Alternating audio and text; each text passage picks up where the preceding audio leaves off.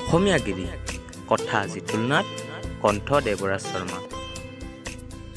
বহাগৰ বিহুটি পালেহি গাবলৈ এফাকি হুঁচৰি ফটা ঢোল আছে বেৰত ওলমি তথাপিতো দেখুৱামে আমি অসমীয়া গীত।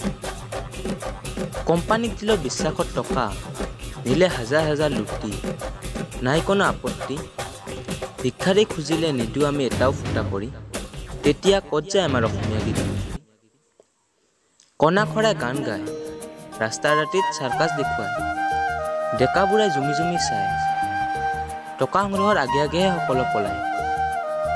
থিয়েটাৰৰ বাজে মনোৰঞ্জনৰ নামত যদি হাজাৰকৈ টকা খৰচ কৰিব পাৰ ৰাস্তাত সামান্য অন্নমুঠিৰ তাৰণাত মনোৰঞ্জন দিয়াসকলক কিয় একো দিব নিবিচাৰ?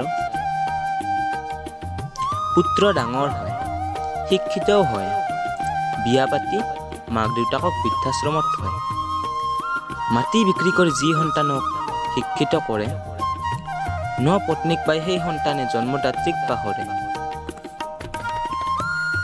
কেতিয়াবা গৰ্ভৱতী বৃদ্ধক বাছৰাখন এৰি দিয়নে ঠেলাৱালা ৰিক্সাৱালাক ভাল এষাৰ মাত।